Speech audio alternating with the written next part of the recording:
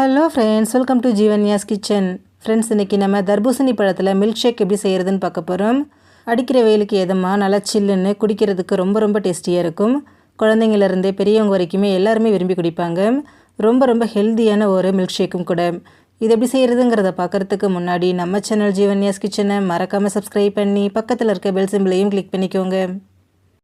இந்த ரெசிபி பண்ண ஃபஸ்ட்டு ஒரு மிக்சர் ஜார் எடுத்துகிட்டு அதில் 2 கப் அளவுக்கு தர்பூசணி பழத்தை நல்லா பொடியாக நறுக்கிட்டு இதில் சேர்த்துக்கோங்க. விதையெல்லாம் நீக்கிட்டு நல்லா பழுத்த பழமாக கட் பண்ணி சேர்த்துக்கோங்க. இது கூடவே ஒரு 7-8 ஐஸ் க்யூப் சேர்த்துக்கோங்க. அடுத்ததாக இதில் தேவையான அளவு சர்க்கரை, நான் இன்றைக்கி 3 டேபிள் ஸ்பூன் சர்க்கரை சேர்த்துக்கிறேன். நீங்கள் உங்கள் இனிப்புக்கு தகுந்த மாதிரி சர்க்கரை சேர்த்துக்கோங்க. சேர்த்துட்டு இதை நல்லா அரைச்சி எடுத்துருங்க.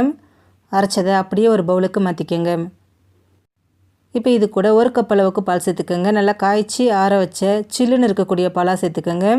அடுத்ததாக இதில் கொஞ்சமாக சப்ஜா விதைகள் எடுத்து ஒரு 10 நிமிஷம் நான் ஊற வச்சு வச்சுருக்கேங்க. இப்போ இதிலருந்து ஒரு 3 டேபிள் ஸ்பூன் அளவுக்கு இதில் சேர்த்துக்கலாம். இது கூடவே 1 கப் அளவுக்கு நல்லா பொடியாக நறுக்கின தர்பூசணி பழம் 1 கப் அளவுக்கு சேர்த்துக்கோங்க. இது ஒரு 4 பேர் குடிக்கிற அளவுக்கு இருக்கும்.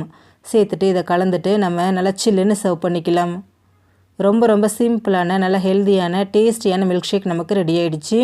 ஃப்ரெண்ட்ஸ், நீங்களும் இதே போல் தர்பூசணி பழத்தில் மில்க் ஷேக் செஞ்சு கொடுங்க. எல்லாருமே விரும்பி குடிப்பாங்க.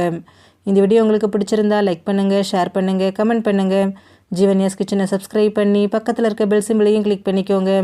அப்போ தான் நான் போடுற வீடியோஸோட நோட்டிஃபிகேஷன்ஸ் உடனுக்குடனே உங்களுக்கு வரும். தேங்க்யூ.